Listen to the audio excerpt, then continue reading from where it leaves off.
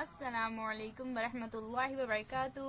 बच्चों, आज हम पढ़ेंगे मजमून माहौल का मुतालिया, सबक नंबर 11, हमें हवा की जरूरत। तो चलिए हम सबक पढ़ना शुरू करते हैं। सबक शुरू करने से पहले यहाँ हमें एक पहेली दी गई है। बताओ तो भला, दी गई पहेली तुम यकीनन बूझ सकोगे। पहेली यानी हमें एक चीज के बारे में बताया जाता है, लेकिन उस चीज का नाम नहीं लिया जाता। हमें पहेली सुनकर बूझना होता है कि वो चीज क्या है। जैसा यहाँ पर हमें पहेली दी गई है, जिस चीज को हर देश में पाया है चारों तरफ मौजूद, इसकी सूरत है न साया, है सबको ये महबूब। मैं आपको इस पहेली का जवाब कुछ देर बाद बताऊंगी। जब तक आप सोचिए इस पहेली का क्या जवाब हो सकता है। मैं आपको एक बार फिर से ये पहेली पढ़कर सुनाती हूँ। जिस चीज को हर देश में पाया है चारों तरफ मौजूद, इसकी सूरत है न साया, है सबको ये महबूब। चलिए हम आगे का सबक पढ़ते हैं। आओ ये करके देखें। यहाँ हमें नीचे एक तस्वीर दी गई है, उसमें एक लड़की और एक लड़का है। लड़का लाल कलर का गुब्बारा फुला रहा है और लड़की हरे कलर का गुब्बारा फुला रही है। गुब्बारा फुलाया गया। गुब्बारा क्यों बड़ा हो गया? गुब्बारे में तुम क्या भरते हो? चलिए बच्चों, हम ये करके देखते हैं। यहाँ पर हमने सफेद कलर का एक गुब्बारा लिया है। चलिए अब हम इसे फुलाते हैं।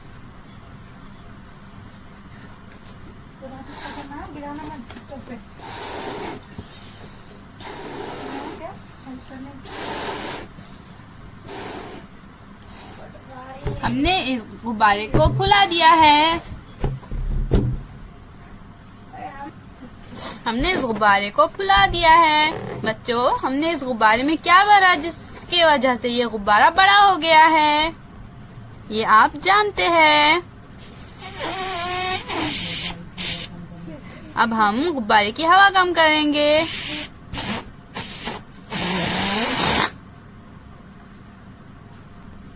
बच्चों, हमने गुब्बारा फुलाया और हमने गुब्बारे में हवा भरी, इसलिए हमारा गुब्बारा बड़ा हो गया। चलिए अब हम आगे का सबक पढ़ते हैं। हवा हमारे आसपास फैली हुई है। हवा की मौजूदगी हमें महसूस होती है, लेकिन वो हमें नजर नहीं आती। हवा में रंग, बू और मजा नहीं होता। इस तस्वीर में ये लड़की गोल गोल घूम रही है और इसके गिर्द ये दायरे हमें हवा की मौजूदगी बता रहे हैं, लेकिन हवा हमें नजर नहीं आती। हवा को सिर्फ हम महसूस कर सकते हैं। हवा में रंग, बू और मजा नहीं होता। नया लफ्ज सीखो। चलिए हम नया लफ्ज सीखेंगे। सांस लेना। नाक से हम हवा अंदर लेते हैं, इसे सांस लेना कहते हैं। जब हम नाक से हवा अंदर लेते हैं तो इसे सांस लेना कहते हैं। इस तस्वीर में सांस लेने का अमल बताया गया है। ये लड़का नाक से हवा अंदर ले रहा है। नाक से हवा अंदर लेने को सांस लेना कहते हैं। सांस छोड़ना। नाक से हवा खारिज करते हैं, इसे सांस छोड़ना कहते हैं। इस तस्वीर में सांस छोड़ने का अमल बताया जा रहा है। ये लड़का अपनी नाक से अंदर ली हुई हवा को बाहर छोड़ रहा है, इस अमल को सांस छोड़ना कहते हैं। तनफ्फुस। हम बगैर रुके मुसलसिल सांस लेते और छोड़ते हैं, ये दोनों अमल मिलाकर तनफ्फुस कहलाता है। यानी जब हम सांस लेते हैं और छोड़ते हैं, ये दोनों अमल मिलाकर जो अमल होता है उसे तनफ्फुस कहते हैं। बच्चों, सबक के शुरुआत में हमने आपको इस पहेली का जवाब सोचने के लिए कहा था। उम्मीद है बच्चों आपको इस पहेली का जवाब मिल गया होगा। आपका जवाब सही है या नहीं ये बताने के लिए मैं आपको इसका जवाब बताऊंगी। जिस चीज को हर देश में पाया है चारों तरफ मौजूद, इसकी सूरत है न साया, है सबको ये महबूब। इस पहेली का जवाब है हवा। हवा हर देश में चारों तरफ पाई जाती है और हवा की न सूरत है न साया, और ये सबको महबूब है, क्योंकि हम हवा के बगैर जिंदा नहीं रह सकते। चलिए अब हम आगे का सबक पढ़ते हैं। बताओ तो भला, सुकून से सोए हुए इंसान का सीना ऊपर नीचे होता हुआ क्यों नजर आता है? क्योंकि जब हम सुकून से सोते हैं तो हमारे अंदर तनफ्फुस का अमल जारी होता है। तनफ्फुस का अमल यानी हम नाक से जिस्म के अंदर हवा लेते हैं और नाक से ही खारिज करते हैं। सुकून से सोते वक्त हम धीमी रफ्तार से हवा अंदर लेते हैं तो हमारा सीना ऊपर होता हुआ नजर आता है, और जब हवा खारिज करते हैं तो हमारा सीना नीचे होता हुआ नजर आता है। हम तनफ्फुस का अमल क्यों अंजाम देते हैं? हमारे जिस्म का काम ठीक तरह अंजाम पाना जरूरी है, इसलिए हमें हवा की जरूरत होती है। सांस लेते वक्त हम हवा को अंदर जज्ब करते हैं। हवा की वजह से हमें ताजगी महसूस होती है।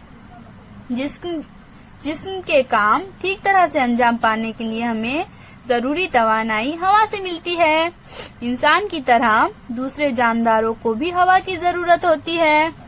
गौर से मुशाहिदा करने पर कुत्ते का सीना ऊपर नीचे होता हुआ दिखाई देता है।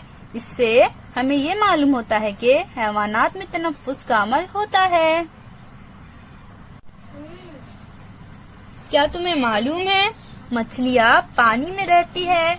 शक होता है कि वो सांस के जरिए हवा किस तरह अंदर लेंगी, लेकिन मछलियाँ पानी में हलशुदा हवा का इस्तेमाल कर सकती है। कुछ लोग पानी से भरे हुए कांच के मर्तबान एक्वेरियम में मछलियाँ पालते हैं।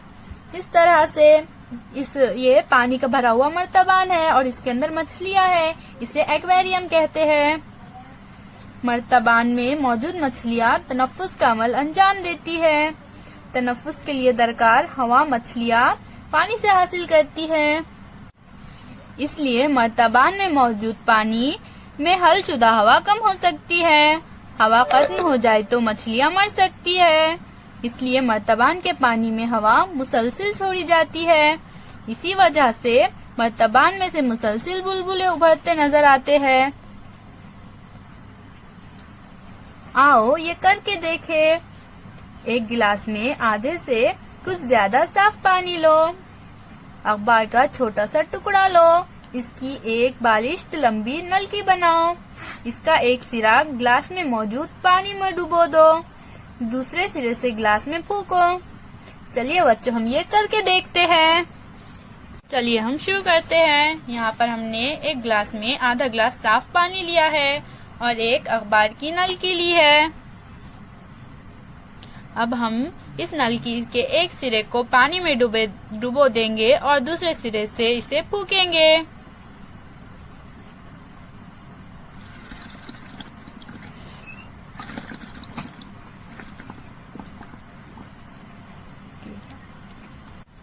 तो बच्चों इससे तुम्हें क्या मालूम होगा? गिलास के पानी में बुलबुले पैदा होते हैं। जब हमने एक गिलास में आधा गिलास साफ पानी लिया और अखबार की नलकी से हमने से फूका तो पानी में बुलबुले पैदा हो गए।